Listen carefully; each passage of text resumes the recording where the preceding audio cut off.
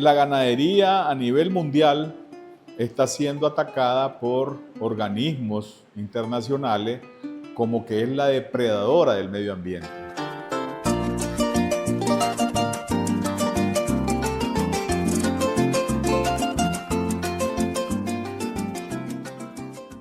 ¿Y por qué le dicen que es la depredadora? Porque dicen que para ser potrero es necesario botar árboles, deforestar. Y que los ganaderos son los que hemos deforestado, hemos venido deforestando este país. Sin embargo, eso es falso, porque quienes deforestan, son las empresas madereras, ¿verdad? El problema es de que cuando pasa la empresa maderera, se lleva la madera, ¿verdad? Y los que encuentra ahí sembrando pastos son a los ganaderos. Por otro lado, la ganadería está siendo atacada porque dice que produce mucho metano, que es un gas de efecto invernadero. Pero es una equivocación también, ¿verdad?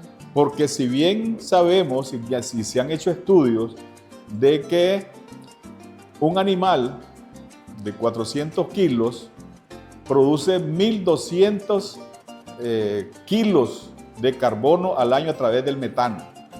Pero los pastos bien manejados en nuestra finca, que se maneja bien, ¿verdad?, son capaces de capturar 12.500 kilos de carbono.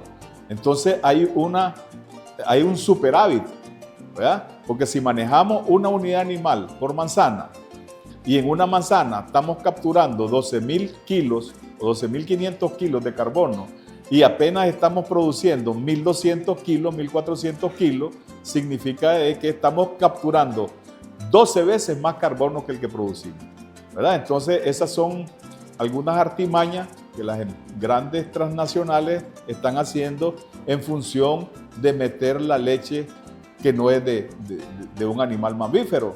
Y ahí vienen las leches de almendra, la leche de otros, la leche de soya, así como nos engancharon cuando quisieron meter el aceite vegetal, diciéndonos que la manteca de cerdo era dañina para la salud, ¿verdad? Y ahora nos estamos dando cuenta de que la manteca de cerdo es beneficiosa para el organismo y la que nos ha matado es el aceite vegetal. Entonces hay una campaña, ¿verdad? Por otro lado, de la huella de carbono hay una huella hídrica que dice que dicen ellos que para producir 1 kilo de carne se gastan 15.000 litros de agua. Y eso es falso. Se han hecho estudios, cálculos exhaustivos de que para producir 1 kilo de carne apenas necesita entre 80 y 100 litros de agua, ¿verdad? Pero además, los suelos bien manejados son reservorios de agua.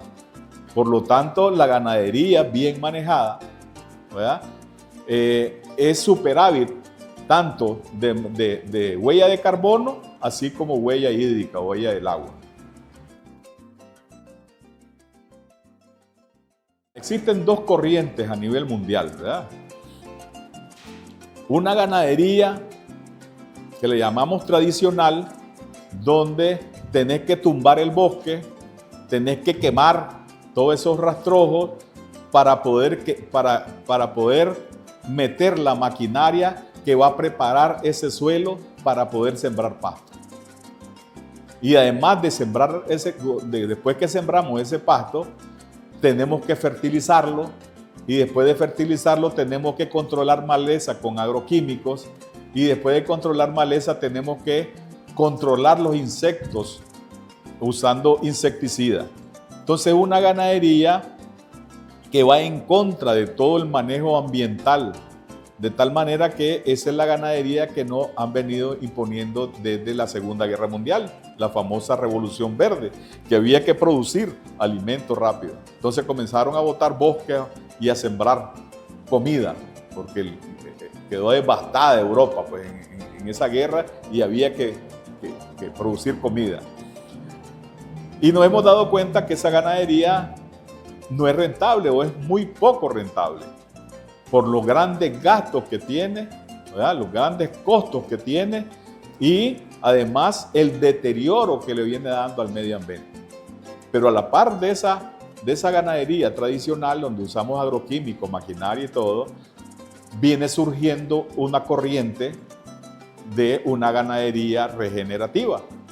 Y en esta ganadería regenerativa, como la palabra lo indica, tenemos que regenerar el suelo que hemos destruido con la ganadería tradicional. Y para regenerar ese suelo y poder ser más eficiente, ¿verdad?, y más rentable, no tenemos que dañar el suelo, no tenemos que matar la vida del suelo, no tenemos que fertilizarlo, podemos hacer la fertilización a través de las heces y la orina del ganado. No tenemos que usar agroquímicos que vayan a matar incluso esta vida, de tal manera que hay una nueva corriente ganadera de regenerar lo que fue dañado por los años anteriores. De tal manera que en esta nueva enfoque de la ganadería climáticamente inteligente, donde hay que producir menos o emitir menos gases de efecto invernadero y hay que capturar, ¿verdad?, la mayor cantidad de carbono. De eso se trata. Entonces hay formas, hay técnicas, ¿verdad?, de manejo de pasto, de establecimiento de pasto, ¿verdad?, que vayan acorde a la naturaleza, a trabajar con la naturaleza, a trabajar en pro del medio ambiente. Cuando hablamos de un sistema de pastoreo, hay diferentes sistemas de pastoreo, ¿verdad? Hay pastoreo continuo, hay pastoreo rotacional, hay pastoreo diferido. Hay un sistema de pastoreo, ¿verdad? Pero la mayoría de estos pastoreos de ganadería tradicional no contemplan este pastoreo como un sistema, que la ganadería regenerativa sí lo contempla. Y este sistema de pastoreo incluye el suelo, la planta y el animal. Y este sistema de estas tres cosas lo dirige el hombre, y por eso tiene que ser racional, porque está el hombre dirigiéndolo. Entonces necesitamos saber cómo funciona el suelo, cómo funciona la vida del suelo, cómo funciona la fisiología vegetal, la fisiología de la planta, cómo crece la planta, cómo se alimenta la planta, cómo hace sus fotosíntesis. Pero además necesitamos conocer cómo funciona la vaca también. Y teniendo la lógica de cómo funciona el suelo, cómo funciona la planta y cómo funciona el animal, podemos hacer un manejo eficiente de ese sistema. Y cuando hablamos de ese manejo eficiente, necesitamos siempre trabajar en función de la naturaleza, de mejorar el suelo, ¿verdad?, la vida del suelo, de no matar esa vida del suelo, de producir y ser más productivos en cosecha y producción de pasto, para así ser más productivo con el ganado, producir más leche y más carne, a través de un sistema que toda la finca o la empresa sea rentable. Cuando vos vas a determinar qué variedad de pasto tenés que sembrar en tu finca, necesitas tener claro 3 criterios.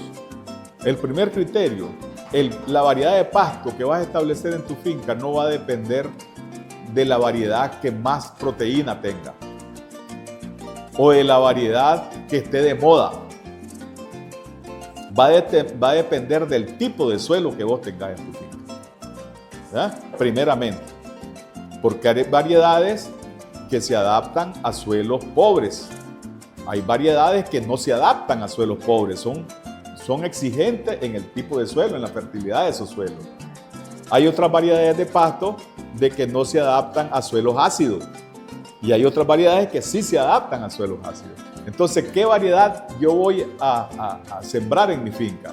Va a depender del tipo de suelo, va a depender de la parte ambiental o temperatura, pluviosidad, humedad relativa, altura, a cuántos metros sobre el nivel del mar está mi finca.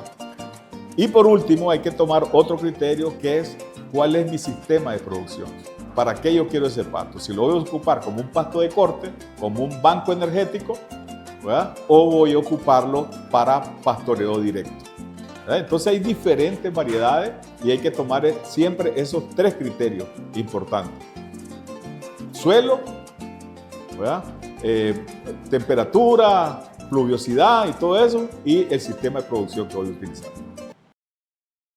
Vos necesitas en tu finca tener más capacidad, más producción de biomasa, más producción de pasto, que es el alimento para el ganado, ¿verdad? Que es la materia prima para esa fábrica de leche y carne, y esas máquinas que son las vacas que producen la carne, ¿verdad? y la leche. Entonces, entre más producción vos tenés en tu finca, más animales podés tener. De tal manera que existen variedades de pasto de corte que son variedades de alto rendimiento, ¿verdad? De tal manera que estos bancos forrajeros, estos bancos energéticos, se usan para o darlo directamente, ese pasto, al ganado en forma fresca, en el corral, o estarlo cortando para la producción de ensilaje y almacenarlo para las épocas más críticas del verano. Entonces, ¿cuáles son los criterios? ¿A dónde y cómo tengo que sembrar yo? ¿En qué área? Yo buscaría sembrar ese pasto en las mejores tierras de la finca, primeramente, porque si es de alta productividad, alta producción, necesita buenos suelos, primeramente. Tengo que sembrarlo lo más cerca posible de donde voy a hacer ese ensilaje. Y tengo que establecerlo lo más cerca donde yo le voy a dar de comer a mis animales, ¿verdad? Entonces tiene que ser lo más cerca de los lugares donde yo voy a suplementar con ensilaje. La variedad que voy a sembrar, hay varias variedades, pues, está el Camerún, está Mar Alfalfa, está King Grass, está Taiwán, está Cuba 22, está caña japonesa, pero estos bancos energéticos hay que saberlos manejar, porque la mayoría que siembra pastos de corte no lo ha sabido manejar.